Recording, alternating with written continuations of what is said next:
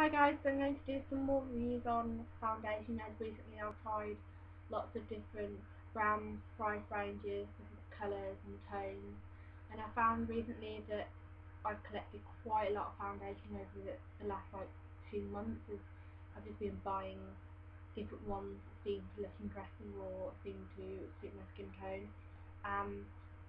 As I found my webcam's not too awful, so I think we're just going to have to live with that for a little bit. And the foundation I'm going to review on today is the More Wakes Me Up foundation. I've had it for quite a while, so you can see that the logo name is starting to rub off. And to start off with the packaging, I really like the packaging. I think it's the fact that it's glass, and I like glass foundations. I think they just look more expensive, more at market. And I found with plastic tubes that they get dirty a lot more and they just look cheap. Like Max Factor foundations are often a tube, and I found because that foundation is more upmarket and more high priced, so I would rather have a glass container than an actual plastic tube that is a bit cheap. So I found that I like the general look of this, and I like the fact that the shape of the bottle, it just looks interesting, and it's more easy to pack in my bag. Like I found some of them are quite chunky and small, all like different shapes. Like I did a review on the Flower Perfection that has a massive lid. As I said, I like the sponge, but it takes a lot of room, and I found that this one is just generally easy to just carry around my bag with me. And my makeup bag isn't overly big, it's that size. My foundation's quite chunky, and I have like chunky mascara bottles, and I found that this is just generally easy to carry around with me. And to start off with, it's in the colour Ivory, which is it's kind of a beige colour, and my skin's really pale, as you can see. So I found that I was worried it wasn't going to match, or it was going to look slightly orange, but I have it on now and it matches my skin perfectly. And if you look at it in person, I don't know if you can tell, but it's got a slight shimmer to it, the lid, and that I didn't realise to start off with. I didn't realise for quite a while that the actual foundation's got a slight shimmer to it, and I didn't realise till I went to college, in the art college, as the light's quite bright now obviously, and someone mentioned the fact my face is a bit sparkly, and for some people that didn't be put off, I think, I don't like the kind of the glowy look. I like my skin to look matte, but I actually like it because I found that I'm quite pale and my skin's between dry and oily. It's really weird. It has a mind of its own. Like here's oily, my chin's oily, but my nose and actual here and my forehead's quite dry. So I found that if I go for a really matte foundation, my skin looks a bit flaky and it's not a generally nice look. And I found this is quite dewy, so if you like more of a natural finish, this is definitely one to go for. It's cheaper price than all the other foundations I own. I think it's between £8 and £9, and I picked this up for £5 in Boots. This was when it first came out, and it was on sale for £5, and I found that was really good, so I just thought I'd pick it up and try it. I wasn't expecting much from it, but it says anti-fatigue, effective radiant glow, and I think the radiant glow is part of the glitter, which I obviously didn't realise, because if you actually look at the foundation, it doesn't look glittery. And when you first apply it to your skin, it doesn't look glittery, and the glitter is really fine, so it's obviously not like glittery eyeshadow or glitter bronzer. It's kind of got this kind of same glitter as the Bourjois bronzing powder. That's got a really fine glitter to it, and that's a similar effect.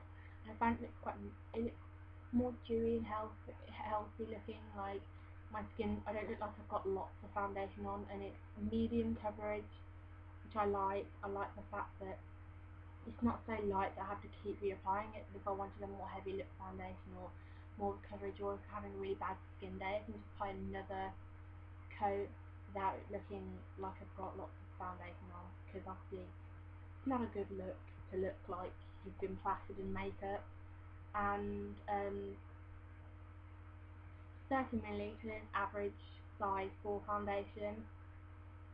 Obviously packaging's good, glass, don't need to worry about dropping it really, because I don't really take it out for me, because I never really reapply foundation during the day. I'm quite lazy when it comes to reapplying foundation, and I think if the foundation is nice enough, you shouldn't really have really have to reapply it like constantly, like the girls at high school, when you used to be at high school and they were in the bathroom reapplying foundation. And I just don't think I don't think you need to, and I don't think it's very convenient having foundation. You have to keep reapplying during the day because it's just a pain, and especially if I'm to go from college out or I'm going from work out, and I don't like to look like I've got too much foundation on. The colour's good, the consistency's good. It's kind of like a moisturiser I found because it's quite. That's the kind of colour it comes out. Now, that looks a bit orangey than my skin tone, but my skin's that like pale that everything looks orange. My skin. This, when you rub it in, it kind of gives more of a, and it's kind of really creamy, and it goes on so nice, and it just glides on, and it's nice. It's one of those things that you can put on with a brush, with your fingers. Cause I've only just recently started using brushes, so it's kind of all a bit new to me. But when I'm applying my foundation, I normally just put it in my hands like in the morning and wash my hands, and it kind of gives just kind of, you can't really tell it's on your skin. It gives more of a glow, and it's kind of a nice colour, and I think the colour range is good. I do anywhere from light to dark. This is a light colour. I think they could do have a slightly lighter one, but obviously the summer would look nice because with the glitter in it, it reflects light, so your face looks just more healthy, and I like the consistency. It's a bit creamy, it's a bit like moisturising, so it doesn't dry up your skin, and I found that it's quite good for normal to dry skin, and also it looks nice with the mineral foundation that I use for over top, and I only use literally a tiny bit of this and stuff on. It's really just in case, like, it makes it stay on a bit longer, and I found that sometimes, like, I use it where my skin gets quite oily, which is my cheek and my chin, and that's all really where I use it. I don't really use it on my nose or my forehead or anything, because I found I look too matte.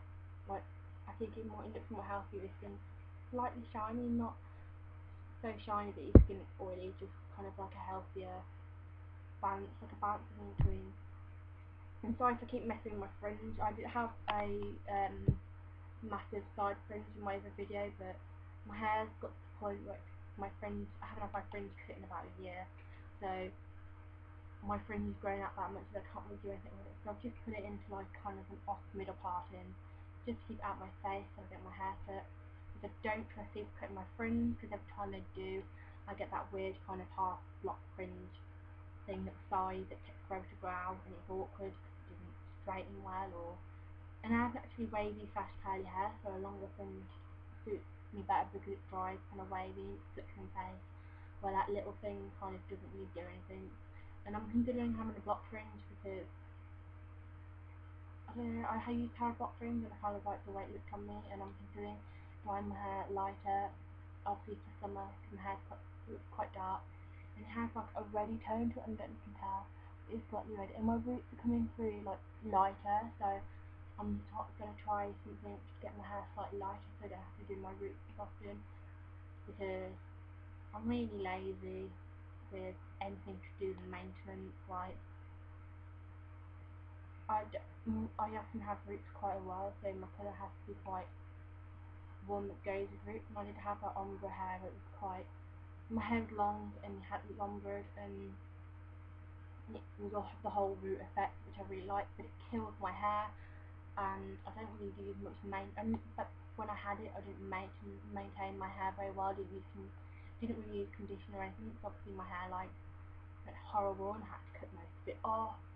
But it's growing now, and it's growing quite well, and I had to cut most of it off to kind of get rid of all the dead ends I didn't really look after. And there's a few photos of me, and I look at my hair and think, why did I think that looked fine, because it looks horrible. And a lot of people have that hair to the upkeep point.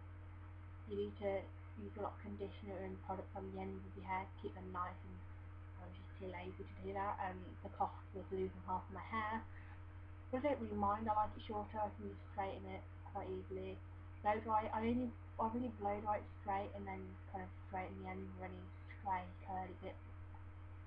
just decided to be curly that day, or I normally leave it curly, but I found because my hair needs cutting, the layers growing out, on my hair kind of, the under layer is kind of more curly, the top layer is a bit wavier, and it all just looks a bit odd, because it looks like I've done half my hair and haven't finished it.